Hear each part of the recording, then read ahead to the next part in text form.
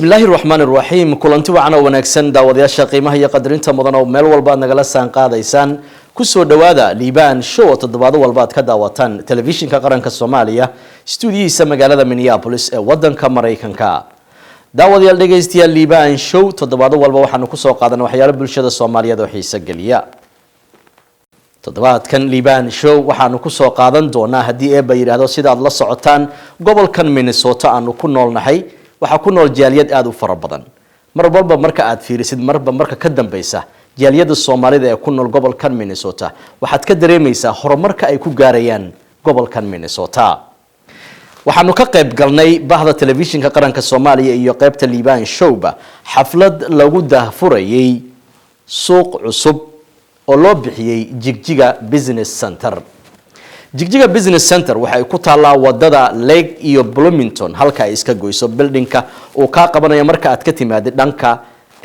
Carmel xaqiisa marka aad ka timaadid wuxuu ka qabanayaa leftiga dhanka kale marka ka socotidna u socotid xaqaasna wuxuu ka imaanayaa right-ka ayuu ka qabanayaa runtii buildingka oo la sameeyay oo Soomaali ay leedahay waxaana u dhow yahay quruxlow restaurant hadda cusub asagana runtii marka aad fiirisid bilicda magaalada Minneapolis horumarkeeda waxaad wadaad isleedahay jaaliyada Soomaalida ee ku nool gobolkan Minnesota mulkiilaha JigJiga Business Center oo magaciisu uu yahay Khadar Aadan ayaa runtii aad ugu hambaliyay munaasabadaasi Dahfurka ay ka soo qayb galeen kumanaan Soomaali ah iyo waliba madaxda ugu sareysa ee gobolkan Minnesota oo waxay u dhacday sidatan. Good afternoon, ladies and gentlemen. First, let me introduce you myself. My name is Mohammed Ali Shire. I'm one of the tenants of this building. We've been presiding this building as the office since 2015.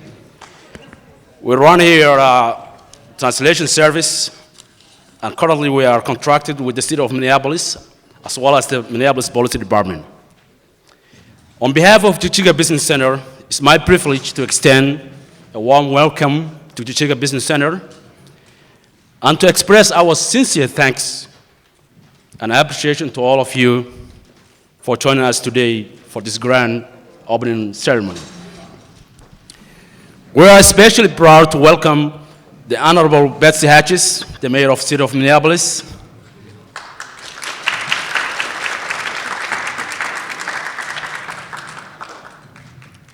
Dana Cassette, the AVL Chair running, Council Member Lisa Goodman, Council Member Jacob Frey, Council Member Alandra Cano,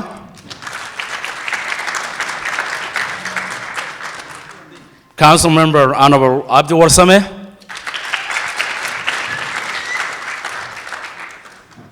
as well as members of the local Somali and Oromo community and also the surrounding community of this area.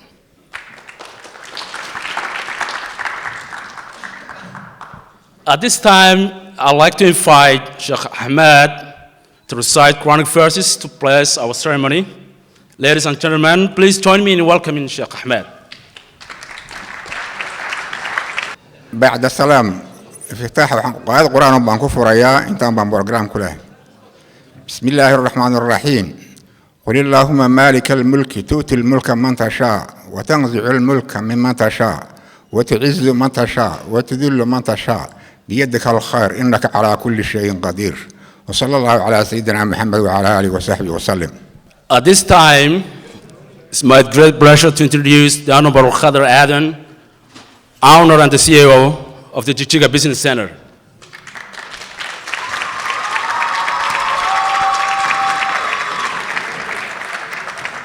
JigJiga Business Center was formerly known as Plaza Ferre, and prior to that were known as the Antiques Minnesota. In the fall of 2015, Mr. Khadar Aadan approached the Neighborhood Development Center, NDC, about purchasing Plaza Ferre, and Mr. Adam and NDC arrived at mutually agreeable purchase agreement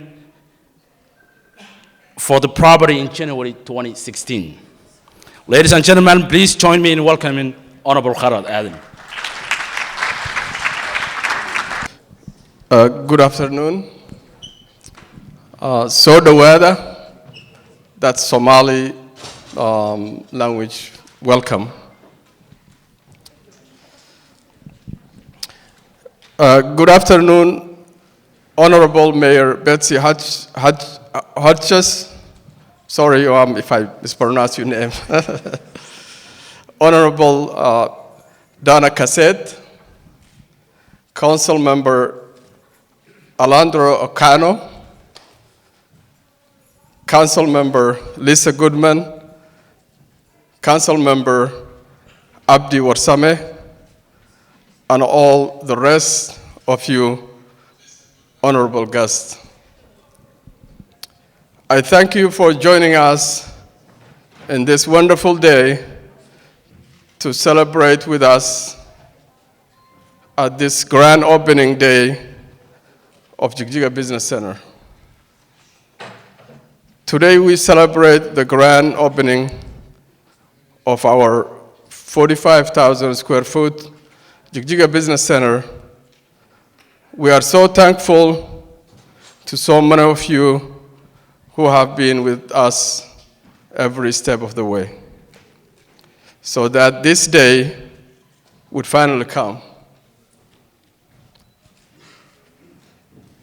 About 15 businesses are scattered throughout 4 floors, including translation services, furniture outlet, insurance agencies, dental clinic, acupuncture clinic, Somali museum, an education center for Native American youth. We see entrepreneurship as a powerful and promising path for recent immigrant and people of color, and plan to operate the building as a launch pad for diverse businesses from surrounding communities. In the fall 2015, I approached the Neighborhood Development Center, and I'm glad that we have the head of NDC today here, Mike Tamale.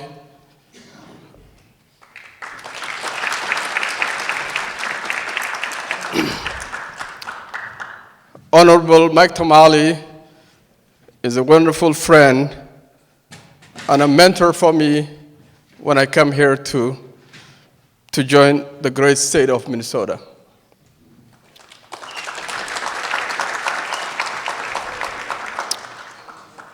When I approached purchasing Plaza Verde, we arrived at mutual agreement, purchase agreement for this property on January 2016. I wanted to take this opportunity to thank both the City of Minneapolis and NDC for making this possible.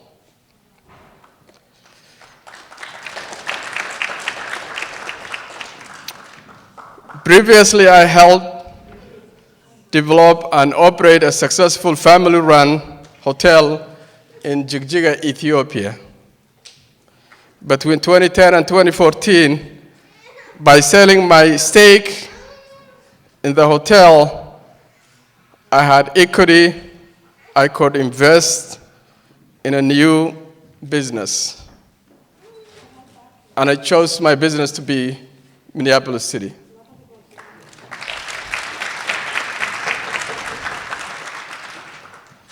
I selected Plaza Verde as both a real estate investment and location for our furniture outlet and this beautiful ballroom.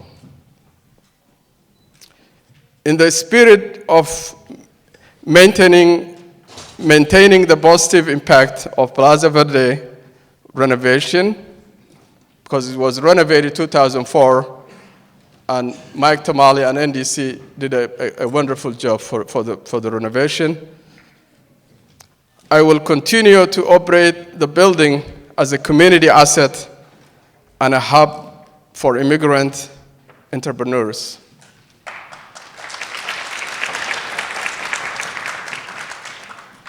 And last but not the least, I want to thank you all for coming. Without your continuous support, we would never be able to put an event like this. Thank you very much, and God bless you.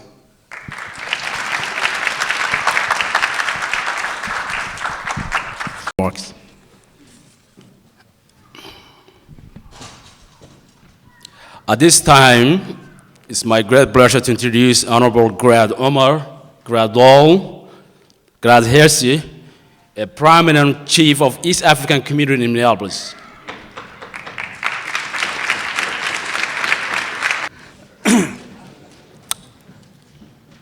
Madam Mayor, Council members, ladies and gentlemen, first I have to greet you in an Islamic way.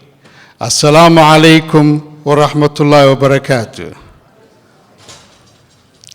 It is my great pleasure to be at this ceremony, which we really very happy to see that the first Somali-owned mall.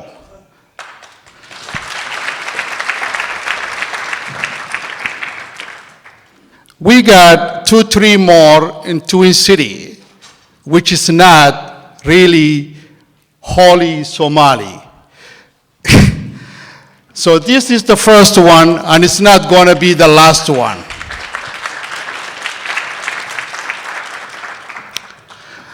I know and I follow very well the mayor and the council members really tirelessly work to develop the minority-owned businesses in Minneapolis and throughout this great state of Minnesota. I don't want to take too much time, but just to really tell you how much deeply I felt about this and how much happy I am. And I'm welcoming you, the mayor and the council members, to take part of this happiness and celebration with us. Thank you very much. Thank you, Grad, for your remarks. At this time, it's my pleasure to introduce the Honorable Sultan Mohammed Sultan Bede, also a prominent chief of East African community in Minneapolis. Ladies and gentlemen, please welcome me. Assalamu alaikum wa rahmatullahi wa barakatuh. Thank you for all coming. It's my pleasure to welcome our leaders, the city of Minneapolis, first of all the mayor and member of the city council. We say to you, thank you for your coming, the grand opening, one of the beautiful buildings in Minneapolis that own one of us, Master Qadar Adam.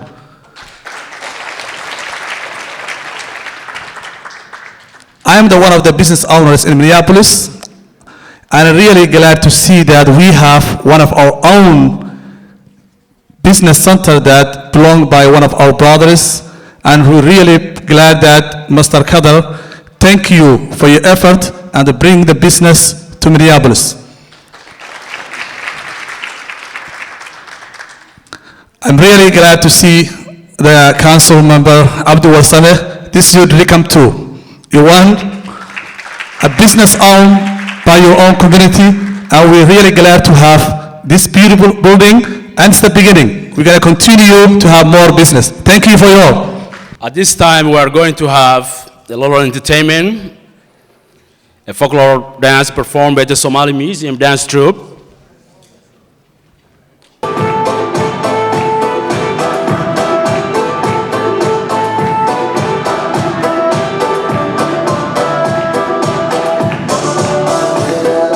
Yeah.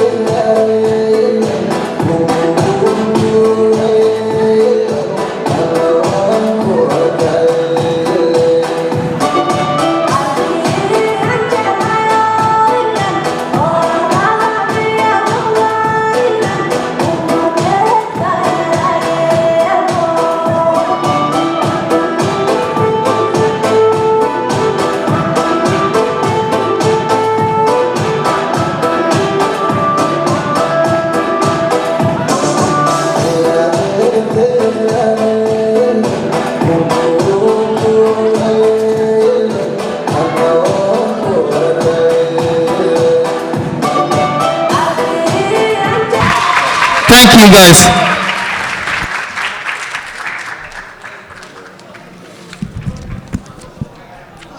Thank you.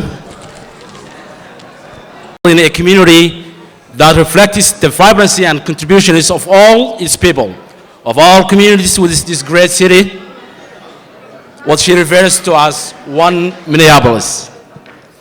Ladies and gentlemen, please join me in welcoming Mayor Hatches. Please.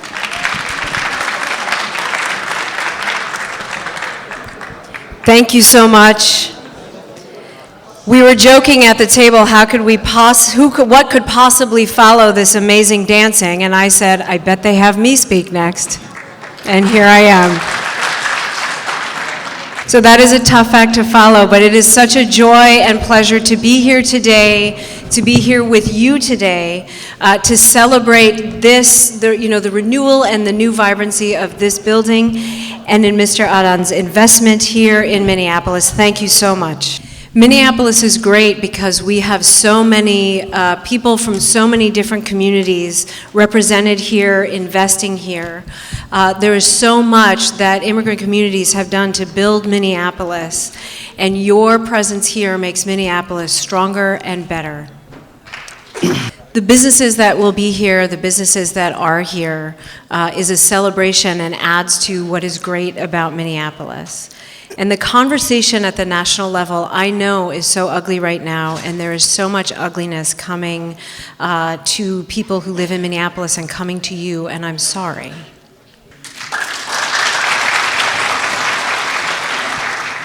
But please know that I, as your mayor, the council members, the city as a whole, loves you and honors you and stands with you, by you, and for you.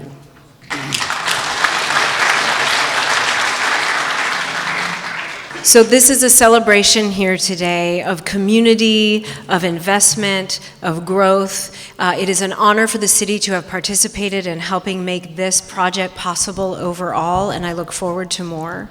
I thank all the people who have helped make today happen and this partnership. Thank you very much. Sorry, never mind that. At this time, it's my pleasure to introduce Honorable Dana Cassett, a former DFL Associate Chair and a longtime activist, and currently running for DFL Chair in 2017. Thank you so much, Mohammed. Hello, everyone. I want to thank you so very, very much for this invitation to join with you in this great celebration. What joy in that music and dance in this beautiful space. I would like to welcome Kadar and his family and thank him so very, very much for choosing Minneapolis to create this space of community with the East African community, so vibrant a part of who we are in Minneapolis and in Minnesota. Unlike our current president, we all know that our immigrant communities are vital to who we are as Minnesotans and who we are as Americans. I want to thank our sister, Representative Ilhan Omar, for bringing us all together, all of our communities, to oppose the current president's travel ban on immigrants, which I believe is unconstitutional and un-American.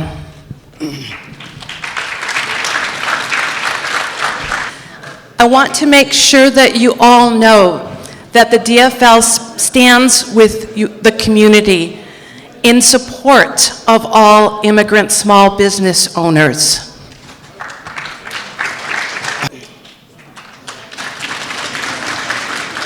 And that the DFL party values your participation. If elected, I look forward to continuing to build our relationship year-round, not just at election time, because we need the voice of the people. Thank you very, very, very much. Congratulations. At this time, we're going to have one more time the folklore dance, the museum troupe.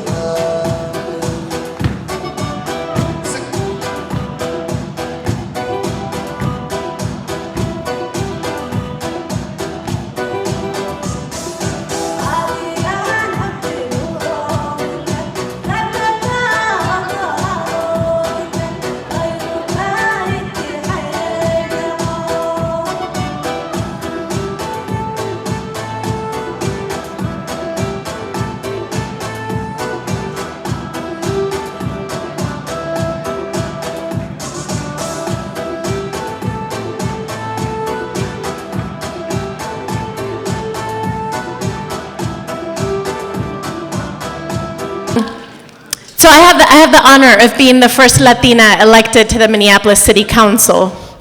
waxaan ahay qofkii ugu koowaad oo Latina oo City Council-ka laga doortay marka aanu beertahay. And I'm the daughter of undocumented immigrants. waxaan ahay So from that perspective, I feel like I understand a lot of the challenges and a lot of the sacrifices that your community has had to make to be here today. And I know the potential of where we will go tomorrow and the heights that we will reach together. waxaanan ogahay meesha aan tagi karno iyo meelaha aan u socono potentialkeedan garanaya.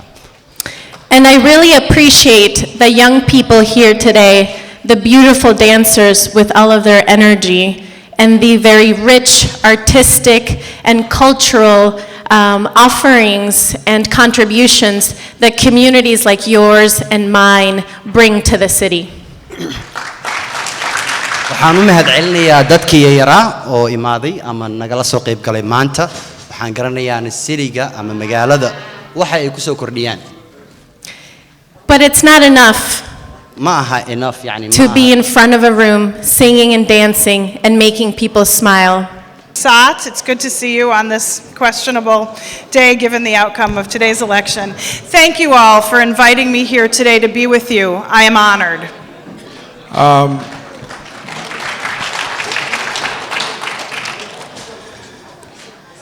waxay tiri waxay marka hore u mahadcelisay duqa magaalada iyo marti sharafta waxayna tiri aad iyo aad bay ugu faraxsan tahay maanta inay idinla joogto waxaan rabaa wax yar inaan idin sheego Lisa Goodman waxay ahayd dadkii u soo halgamay in meeshaan uu khadar aadan la wareego marka Mr. Kadar Hadan, I want to thank you for coming to our community and showing our community that people of East African descent can own property as well as owning their own businesses.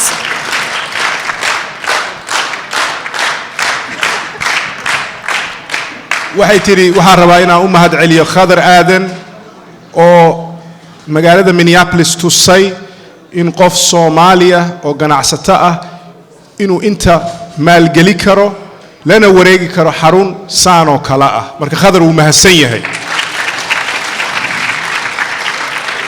Whatever our background, it's important that we don't just work together to start businesses, but we build wealth and we own businesses. And the city can and will be supportive of the efforts of this community to own their own businesses and their own property in our city.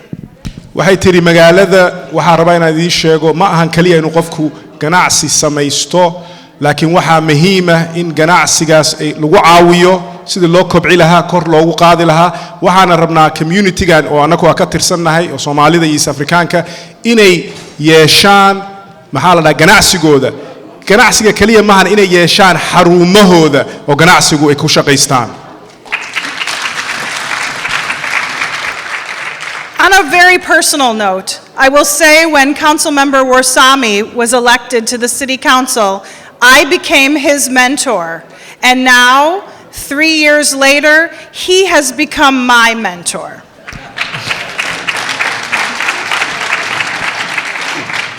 waxay tiri 3 sano ka hor markii Cabdi Warsamo la doortay waxaan ahaa maxaa la dhahaa mentorkiisa ama macallinkiisa kusayadu waqti badan bay councilku ku jirtay laakiin waxay tiri haddeer asaga macallinkayga ah oo gacanta ay qabto. It is with very great pride that I was asked to be here today. I appreciate the opportunity to say a very fond hello to you, but more than anything else, I want to congratulate your amazing achievement in putting this building together, bringing in businesses of all nationalities, and most important, creating momentum for the next owner in this room who's going to open the next mall that will be filled with immigrant businesses. Thank you for your hospitality. waxay tiri waa mahadsantihiin waxaan rabaa inaan idin mahadceliyo kartidiina iyo dadaalkiina in maanta meeshaan oo kale uu qof Soomaaliya la wareegay waxaan rabnaa inaan u gogol xaarno moolka kale oo la dhisi doono uu qof Soomaalidana ay yeelan doonaan insha Allah waa mahadsantihiin. At this time, it's my pleasure to introduce Council Member Abdi Warsame. Ladies and gentlemen, please join me in welcoming Sir Abdi.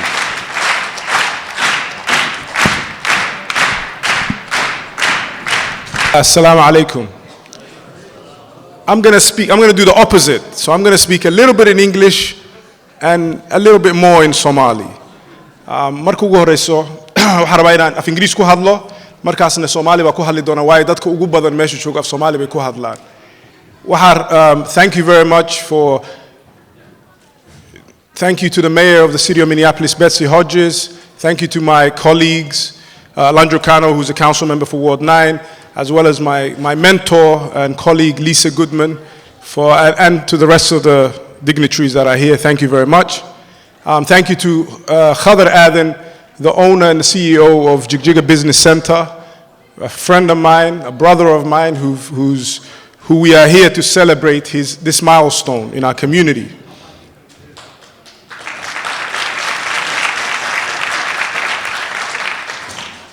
Three years ago, when I came to the council, we did not have a Somali museum. We did not have paved streets in the city, in Cedar Riverside. We did not have a JigJiga Business Center. We did not have a lot of things, but today we have those things because of our belief in the Lord Himself and because of the support that my community has done for us to achieve these things. The city of Minneapolis is the most important city for the Somali diaspora. It has become more important than London, where I grew up. It has become more important than Toronto. Minneapolis is where the Somali Renaissance has started. Minneapolis is where the Somali community have felt at home. This is our home. We are no longer guests. Today, you have Taleh Avenue in Minneapolis. You have an Oromo Street in Minneapolis. You have a Somali Street in Minneapolis. Today, Minneapolis is a sister city with Bosaso. And today, you have a JigJiga Business Center in the heart of Minneapolis.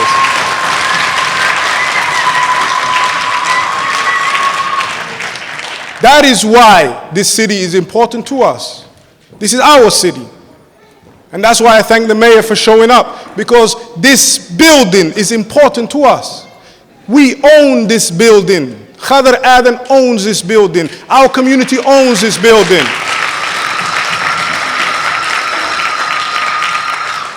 And the message we're sending is, we no longer want to be renters. We want to be landlords. We don't want to be paying our own money to empower others. We should empower ourselves. Just like Lisa Goodman said, we want to be owners, we want to be developers, we want to participate in the economic dream, we want to get our slice of the American dream. And in Minneapolis, inshallah, we shall achieve that.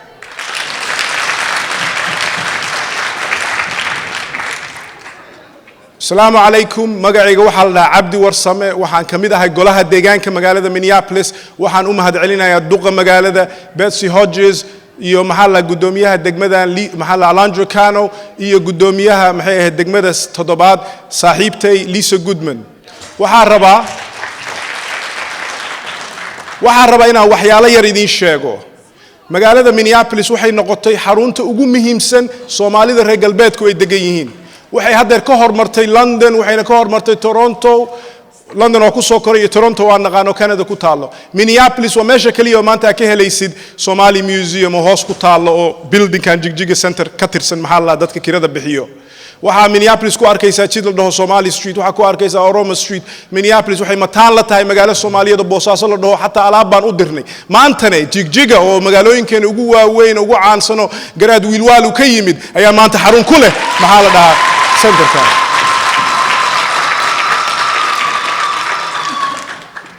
waxaa la yiri maxaa la qabtay 3 sano ka hor ma JigJiga Center baan lahayn. JigJiga Center kan Khadr Aden markaan bartay anigu ma aqoon wuxuu ahaa, laakiin waxa arkay inuu ahaa nin karti leh, nin wixiisa soo diyaarsaday, nin rabay inuu maal geliyo magaalada annaga ku noolnahay wuxuu khadar noo ahaa anigan ii ahaa fursad waayo anigu waxaan rabaa Soomaalidu inay xarumo yeeshaan khadar wuxuu ii noqday khadar wuxuu ii noqday qofka aan u baahanahay inaan difaacno aan u istaagno waayo waa nin Soomaaliya oo kartidiisa iyo lacagtiisa iyo aqligiisa ku riyooday inuu meel saan kale u dhisi karo ogaadane meeshaan saan mu ahaanay asaga sameeyay oo dayactiray wax badan waa bedelnay 3 sano wax badan waa ku bedelnay waxaana rabnaa inaan mar kale nagu taageertiin aniga gaar ahaan waxba ii dhiman waxa la yiri qabiyo ninkeeda dhameystiro aniga waxa ii dhiman waxa ii dhiman mana ku kaftamay waxa ii dhiman inaan mool magaaladan anaku aan leenahay ka dhisano waxaana la kaashanaya khadar aadan oo la kaashanaya waaraarinimada u qabay inaan moolkaas dhisno marka yaa u baahan inaad difaacno ma waxa u baahan inaad difaacno kuwa moolasha leh oo anaka dhiigeena iyo dadaalkeena iyo lacagteena ku kibray mase waxa u baahan khadar oo wiilkeena ah oo walaalkeena oo kale inaan difaacno marka aan difaacna khadarada soo socdane aan u gogol xaarno moolkan 40,000 oo square feet buu yahay wuxuu la egyahay 24ka kama yaro waa ka weyn yahay waa ka qurxoon yahay ma u baahno inaan musqulo ka dhisno musqulihiisa waa ku filan yihiin ma u baahno waartan sidoo u weyn u waasac u yahay ya saano kala rabnaa jigjiga waa haysanaa muqdisho aan dhisano kismaayo aan dhisano hargeysa aan dhisano magaaladan iyo gobolkan calaamaheena iyo maxaa la dhahaa aan ku reebno raadkeena aan ku reebno waan u jeedaa garaad cashuuro joogo garaad soo dhawow garaadku wuxuu kamid ahaa dadkii aad iyo aad ii taageeray maalin Jubbaland xafladna waa ka sheegay hadeerna waxaan rabaa inaan u celiyo garaadkayga igu sacbiya hal sacb igu tuma soo dhawow garaad soo dhawaada waxa jooga garaad wiil waal baa joogay garaad dool baa gadaal fadhiyay oo si fiican u hadlay fiiri hal qowmiyad baan nahay hal dad baan nahay kartida aan yeelano inaan isdifaacno kartida aan yeelano in magaaladan nolol kugu turjumin hadeer soo nin siyaasi miyo magaalada maamulo ما الذي ترجمايا ما ندي مغلين وحاربا دقاليين إنا ندي كوجو ترجمين لعكتين إنا ندي كوجو ترجمين ganacsigiina inaan idinku turjumin marka taas ballan ma noo tahay reer maxaa la JigJiga business center ballan ma noo tahay maana idin maqlin ballan ma noo tahay reer JigJiga business center waa mahadsantihiin noolaada ilaahay hadi sharfo assalaamu calaykum waraxmatullahi wabarakaatu khadarna waa kanaa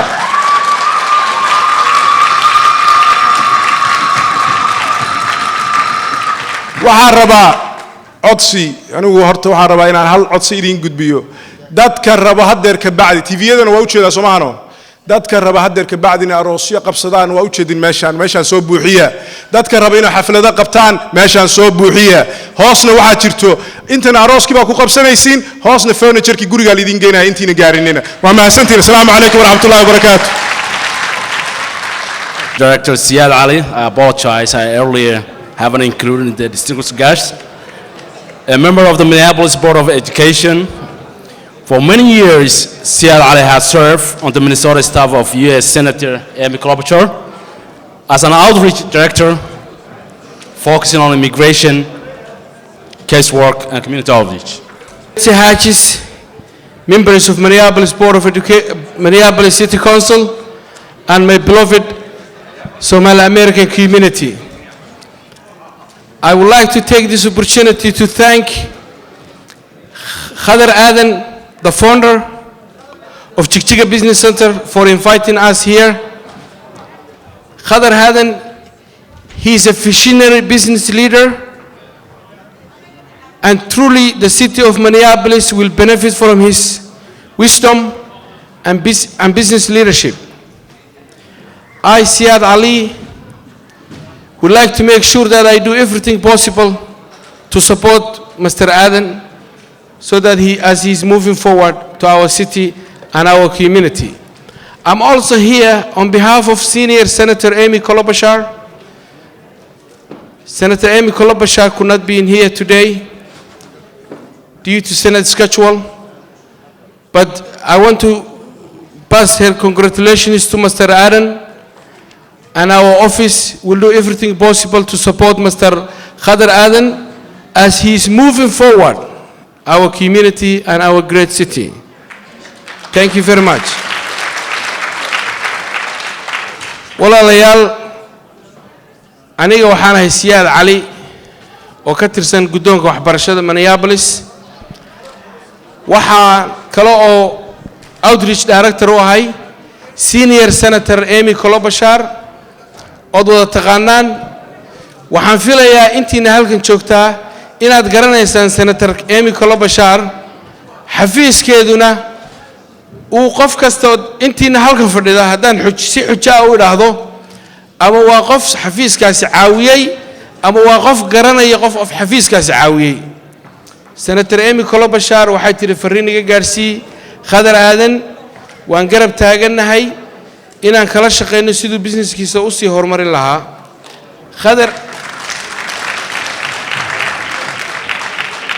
Khadr Aden waa ganacsade aragti dheer. ilaahay ha u barakeeyo businesskiisa. waynu ka faa'iidi doonaa haddaynu nahay ummadda Soomaaliyeed. magaalada Minneapolis way ka faa'iidi doontaa. gobolkeenu waa ka faa'iidi doonaa. waxaa muhiim ah inaynu businesskeena garab gallo oo insha Allah tacaala u noqono garbihii uu ku duuli lahaa oo qof kasta sidii uu sheegay council member warsame hoolkan quruxda badan qoysaska Soomaaliyeed aan aroosyadooda halka kan ugu dhigno.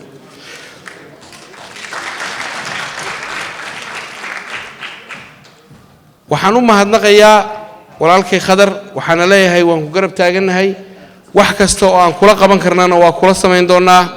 magaca business center-kan wato waa magaalada JigJiga. magaalada JigJiga anigu sanadkii 2013 baan ilo waa inaan JigJiga tagaa oo magaalada soo arkaa. sababta aan u aaday JigJigana wax aniga shakhsi ahaaneed oo hawlayga ma ahayn, laakiin jacayl aan dadkaas u qabo iyo magaaladaas u qabo ayaan u tagay. sharaf weyn bay inay tahay. waxaan ku faanaa inaan ka degay Gradwell Wall International Airport JigJiga. waqtiyo badan waa ka degay John F Kennedy iyo Reagan International Airport, laakiin Will Wall markii aan ka degay International Airport sharaf weyn bay ahayd. guulaysta walaalayaal. Khadrna waa garab taagannahay. Assalamu alaykum wa rahmatullahi wa barakatuh. And couple of things. You know, the other day, someone, as I was going to a particular event, they said, "Hey, hey, Mohammed, what's your pitch? What's your pitch to the people regarding to this particular campaign?" And I thought about this, and to be honest, I'm not here to sell a business. You know, this is my passion. I love working with folks. I love making the quality of life better for people. And this is, you know, there's nothing more fruitful than tackling some of the biggest challenges that we face. I've worked in the community for over 10 years. I was able to work with, I worked with a lot of different politicians all the way to the highest level of government. But changes starts at home. You know, I live not too far from here. I'm running for the city council, Minneapolis City Council, Ward 9, because we have a lot of issues that we have before us. Public safety is a huge priority. Support for small businesses. You know, at one point, Ward 9 used to be the place where small businesses would come. And Khadr will tell you, this wasn't easy. He fought for this particular building. A lot of people said no when he said he was going to have this big vision for this building. But guess what? Ilahi wuxuu kuu qoro. Ilahi wuxuu kuu qoro qof ka hor istaagay ma jiro. So I want to say congratulations to Khadr. Thank you so much. And one of my priorities is business moving forward. You know, business is exactly what we need right now, particularly in Ward 9. If you look at different wards, There's a reason why Ward 3, you know, there's a lot of buildings going on out there. There's a lot of investment happening. There's nothing happening right here, right now in Ward 9, and the only difference is leadership. As you drive down Lake Street toward that way in Lake Calhoun, it gets a lot better. As you drive down this way, guess what? It's really bad. And the only difference is, again, leadership. So I'm asking all of you guys to stand up and make the change that we need. Support. What I'm looking for is folks to come out on caucuses on April 4th. We got like 5 weeks left. So again, please do come out. Thank you so much again. Bismillah ar-Rahman ar-Rahim. Mudanayaal iyo marwooyin, dadka sharafta badan ee soo camiray hoolkan, waxaan idinku salaamayaa marka ugu horeysa salaanta islaamka. Assalaamu calaykum waraxmatullaahi wabarakaatuh. waxaan leeyahay intii ka soo qayb gashay maanta xafladan, intii waqtigu u suurta gelin waayay laakiin jeclayd inay ka soo qayb gasho, intii ka qayb gashay hoolkan ama se moolkan JigJiga mool inuu samaysmo, iyo intii samaysay khadar aadan oo ah hogaamiye runtii wax lagu daydaa, nin lagu daydaa, isagoo muddo yar joogay magaaladan. maantana sida aan isleeyahay moolka Soomaaliyeed ama se guriga Soomaali magaceedu ku qoran yahay ee ugu weyn sameeyay. waxaan leeyahay intaasoo way ku mahadsan yihiin ka soo qaybgalkii iyo samayntii. waa wax ku dayasho mudan, waa tallaabo quruxsan oo horey loo qaaday. waxaan leeyahay dadka Soomaaliyeed ee ku nool magaaladan aynu joogno, ha ku daydeen, ha garab istaageen khadar aadan. khadarna waxaan leeyahay waxaad ku qoran tahay baal dahaba. waxaan ku siinaynaa shahaadadii qof la siiyo midii ugu qaalisanayd baanu ku siinaynaa. waan ku garab taaganahay, waana ku garab istaagaynaa. waxaan kol labaad iyo kol saddexaadba u mahadnaqayaa intii ku taageertay ee ka qayb qaadatay hoolkan, sidoo uu sheegay hadda Consul Cabdi Warsame oo kale, isaga iyo wixii ka hawl qaatay hoolkan samayntiisa iyo ansixintiisa, iyo hogaamiyaha moolkan oo isaga la'aantii aan waxba samaysmeen.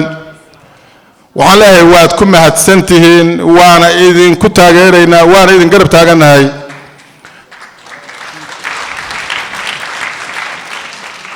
waan jeclaa maanta qofka koobaad oo yimaada inaan noqdo, balse waxaa iska badan maalmahan oo kale sabtida iyo axadda odayaasha howlaha soo darsa.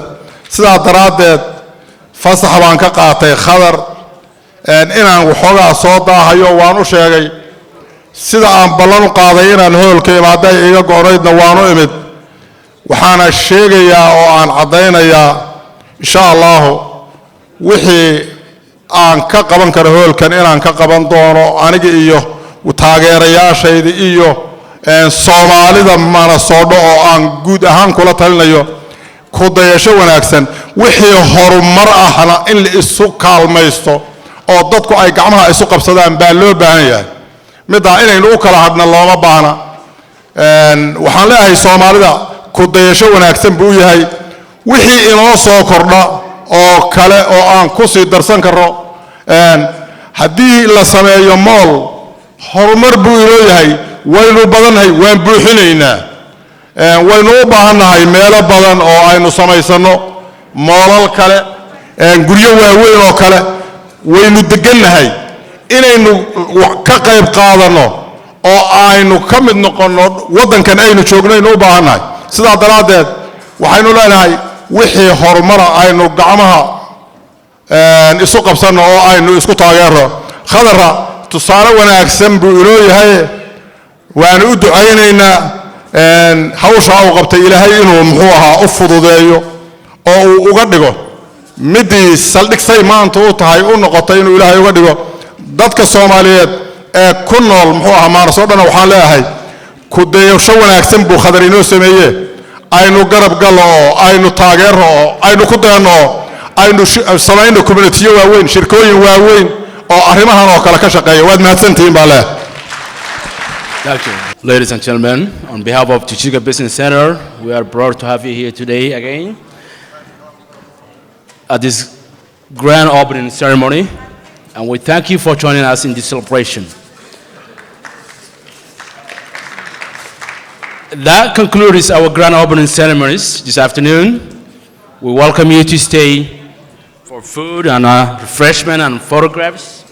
السلام عليكم ورحمة الله وبركاته ليبان آدي آد بعض ما حسنتها فرصة دان قالقة وعادي سيسي إن ما أنت الله الله صومالي ناشونال تي في أنا جو عبدي ورسمي قدوميها دقمة لهذا مقالة مينيابوليس كانت تسنقلها دقان كمقالة مينيابوليس وحن آدي وفرح سنة هاي ما أنت إنك قريب قلو فوريتاكا JigJiga بيزنس سنتر وكتالو 1516 إيست ليك ستريت مقالة مينيابوليس حرون تانو حرون تأجوين وجنا استدو صومالي كل يهين قارة مريكنكا gaar ahaan magaaladeena Minneapolis ee gobolkeena Minnesota waxaan u mahadcelinayaa Khadar Aadan walaalkay mulkiilaha JigJiga Business Center oo ah nin ganacsato ah oo aad iyo aad u soo dadaalay maalgeliyana xaruntan waqtigiisii iyo lacagtiisina ku soo kordhiyay in magaaladeena Minneapolis aan ku yeelano maxaa la xarun intaan la eg haddaan wax yar ka taabto JigJiga Business Center oo ku taalo Hilbowlaha jidka loo yaqaan Lake Street waa jidadka ugu muhiimsan magaalada waa xarun ka kooban ilaa 40,000 square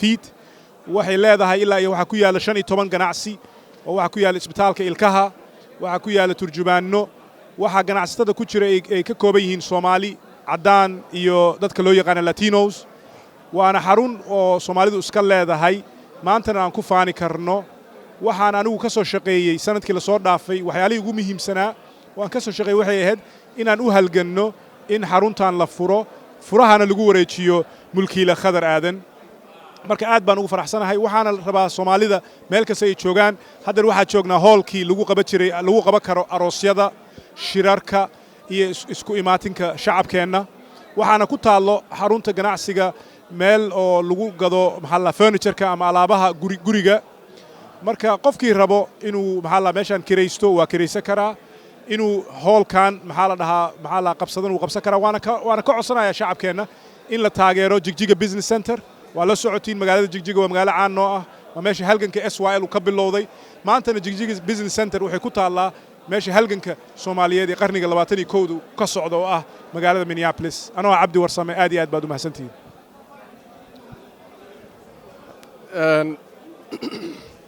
بسم الله الرحمن الرحيم مقعي وخضر جكرا آدن وحن دقنا ديغان كان مينيابوليس وحن آدم فرح سنة إن قرب كي فردي ولالك عبد ورسمة أو رنتي نن قيمة بدن كله برشة دحديدا أو قفكي وري سومالي لا دورتو أو لا دورتو حل إلا هيركاسا وحن أنت مركان كبحو أن بيلدينغ كانوا وحكا كوبين هاي 45,000 سكوير فيت waxaa ku yaala banquet hallkan aad aragtaan oo runtii maanta ay nagala soo qayb galeen xafladan celebrationka mayorka magaalada Minneapolis iyo dhammaan city councilorskii laga soo dooranayay magaalada iyo madax kale oo ka socota xisbiga dimuqraadiga runtii celebrationkan si fiican buu noogu dhacay marka waxaan leenahay ummadda Soomaaliyeed ee ku nool Minneapolis metro area ku soo dhawaada buildingkan waa buildingkiinii magaca wato waa magacii magaalada Soomaali ay halgankeedu ka soo askumay sida uu sheegay Cabdi Warsame waa meeshii lagu aas-aasay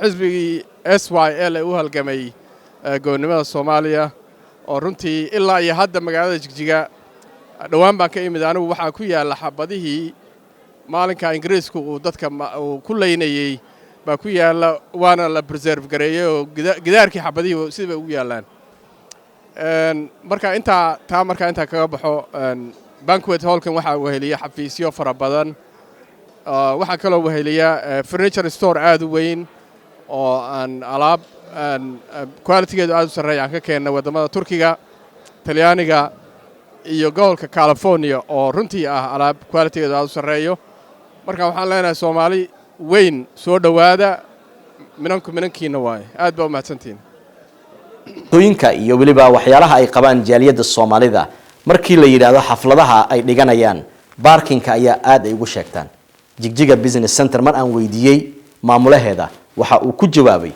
sidatan runtii libaan arka uu weydiiyay waa arin jira markii anagu buildingkan aan iibsanaynay waxyaaba ugu weyneen ahmiyadda saarayna wuxuu ahaa inuu parking uu yeesho buildingkan isagu leeyahay nasiib wanaag buildingkan wuxuu leeyahay parking ilaa 100 gaari qaada wadooyinkana waa la dhigtaa laakiin xafladan maanta parkingkii baa runtii yaa handle gareeyay parkingka anagu aan lahayn marka cidii ama aroos leh ama xaflad leh ama event kala leh parking aad u weyn buu leeyahay oo xagga dambe ku yaala oo ammaan ah dareenkayga aad iyo aad buu maaragtay maanta u fiican yahay waana wax lagu farxo in mirihii halgankaaga aad aragtid waayo anaku waxaan u soo halgamay in dadkaygu ay magaaladan wax ku yeeshaan inaysan ka noqon marti inaysan noqon kira bixiyaal ay noqdaan dadka kirada qaato maantana in xarun intaan la eg oo walaalkay Khadar aadan u maamulo oo magac Soomaali leh magaalo Soomaali oo caana ku magacaaban